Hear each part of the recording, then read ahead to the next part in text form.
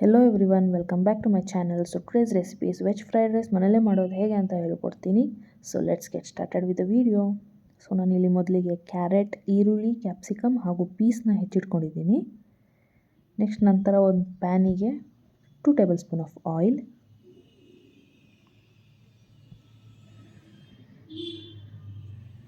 ಇವಾಗ ಸಣ್ಣದಾಗಿ ಹೆಚ್ಚಿರುವಂತಹ ಈರುಳ್ಳಿ,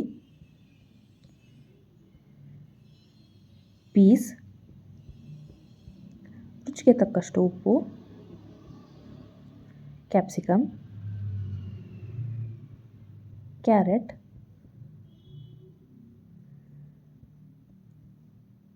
ಸೊ ಇವಾಗ ಇದನ್ನು 2 ಮಿನಿಟ್ಸ್ ಕುಕ್ ಮಾಡಬೇಕು.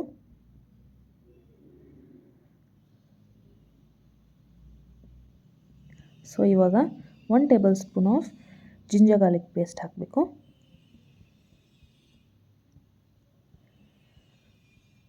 1 tablespoon of soya sauce, fried rice masala, green chilli sauce. So ಇದನ್ನೆಲ್ಲ ನೀಟಾಗಿ ಮಿಕ್ಸ್ ಮಾಡಿ ರೈಸ್ ಆ್ಯಡ್ ಮಾಡಿ. ಇದನ್ನೆಲ್ಲ ನೀಟಾಗಿ ಮಿಕ್ಸ್ ಮಾಡಿದ್ದೀನಿ. ಈಗ ರೆಡಿಯಾಗಿದೆ. ಸೊ ಈ ರೆಸಿಪಿ ಇಷ್ಟ ಆಗಿದರೆ ನಮ್ಮ ಚಾನಲ್ ಲೈಕ್ ಮಾಡಿ, ಶೇರ್ ಮಾಡಿ, ಸಬ್ಸ್ಕ್ರೈಬ್ ಮಾಡಿ ಅಂತ ಹೇಳ್ತಾ ಥ್ಯಾಂಕ್ ಯು.